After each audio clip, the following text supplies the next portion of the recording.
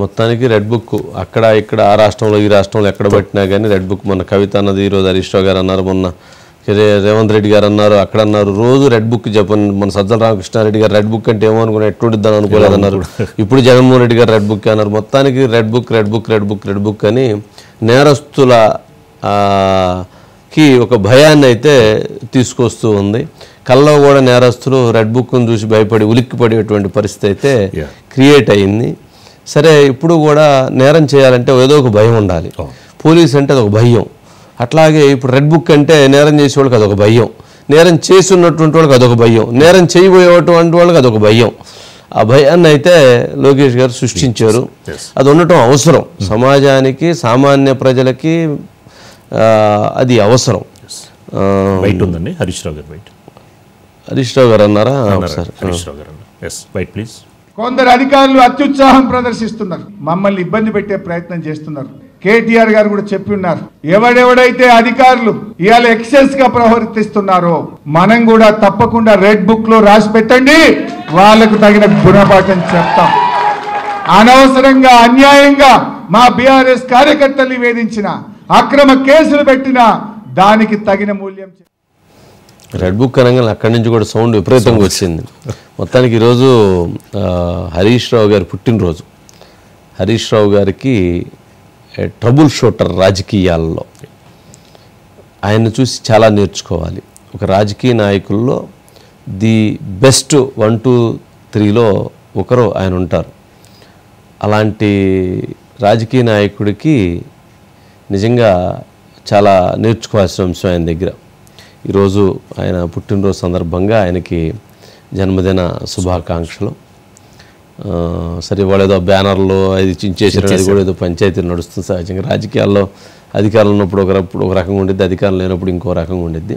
But రాజకీయాల్లో ఆయనకంటూ ఆయన ఒక 2 తెలుగు రాష్ట్రాల్లో ప్రత్యేకమైనటువంటి శైలి, ప్రత్యేకమైనటువంటి నేత. ఆయనకున్న ఆ క్రెడిబిలిటీ. ఇప్పటికీ ఆయన ఇంటి దగ్గర, ఆయన ప్రతిపక్షంలో ఉండరు, ఇప్పటికీ ఆయన ఇంటి దగ్గర రోజుకు 200 మంది ఉంటారు. 200 మంది ఉంటారు. ఇది పని కోసం వచ్చి ఆయన అందరికి ఫోన్ చేసి పని చేపిస్తాడు. 200 మందిని కలుస్తాడు. అది అసలు మనం ఆయన అది వేరేది, ఇంతకుముందు కూడా చెప్పున్నాను. సరే, మళ్ళీ ఇప్పుడు దాని గురించి సబ్జెక్ట్. అజిత్ గారు, మొత్తానికి ఏంటంటే red book red book red book అని చెప్పి అంతా రెడ్ బుక్ జపం చేస్తున్నారు. వంశీ గారు, రాజకీయాల్లో రెడ్ బుక్ ఒక ట్రెండ్ సృష్టించింది అని అనేది మనకు కనిపిస్తోంది. వంశీ గారు, గతంలో లోకేష్ యువగళం సందర్భంగా రెడ్ బుక్ అని చెప్పి ప్రస్తావించినప్పుడు ఆ రోజు కొంతమంది వైసీపీ నేతలు, కొడాలి నాని లాంటి వాళ్ళు, వీళ్ళందరూ రెడ్ బుక్ గురించి చాలా అవహేళనగా మాట్లాడారు వంశీ గారు.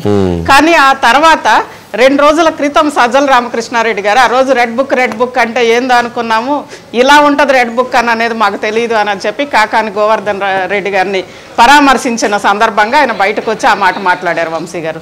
ఇక వైఎస్ జగన్మోహన్ రెడ్డి గారు పదే రెడ్ బుక్ రాజ్యాంగం అని చెప్పి చెప్తున్నారు. సరే, అది ఒకవైపు. ఆ తర్వాత జగన్మోహన్ రెడ్డి గారే గతంలో ఒక సమావేశంలో కార్యకర్తలందరినీ కూడా అందరూ కూడా బ్లూ బుక్లు తీయండి, బ్లూ బుక్లో నోట్ చేసుకోండి, మనం ఒక రెడ్ బుక్కి ఆపోజిట్గా ఎన్నో బ్లూ బుక్లు తీసుకొస్తామని చెప్పి చెప్పారు వంశీ గారు. అది ఒకటి. అంటే గతంలో రెడ్ బుక్ని అవహేళన చేసిన వాళ్ళే రెడ్ బుక్ ఇలా ఉంటది అని ఒకళ్ళు అంటే, ఇంకొకళ్ళు వచ్చి అసలు అధినేతే వచ్చి స్వయంగా బ్లూ బుక్లు సేమ్ అలానే అన్నారు. అదే విధంగా కవిత కూడా ఇక్కడ అంటే రెడ్ బుక్ ట్రెండ్ అనేది రాష్ట్రాలని దాటింది వంశీ గారు ఈ మధ్య. గతంలో అంటే వరిసాలను అక్కడ కూడా వచ్చింది. అదే విధంగా ఇక్కడ తెలంగాణ రాష్ట్రంలో గతంలో కవిత గారు అన్నారు వంశీ గారు, మేము కూడా పింక్ బుక్ తీసుకున్నాము, పింక్ బుక్ రాస్తున్నాము, పింక్ బుక్ లో నోట్ చేస్తున్నాము అని చెప్పి. ఎస్, ఇప్పుడు తాజాగా హరీష్ రావు గారు స్వయంగా అటు అధికారుల్ని, అదే విధంగా అంటే మమ్మల్ని వేధిస్తున్న బీఆర్ఎస్ నేతల మీద కేసులు పెడుతున్న అధికారులను కానీ పోలీసులు కానీ అందరూ కూడా అందరి పేర్లు మేము రెడ్ బుక్ లో రాసుకుంటున్నామని చెప్పారు. అంటే అనేది రాజకీయాల్లో ఒక ట్రెండ్ సృష్టించింది అనేది కనిపిస్తోంది.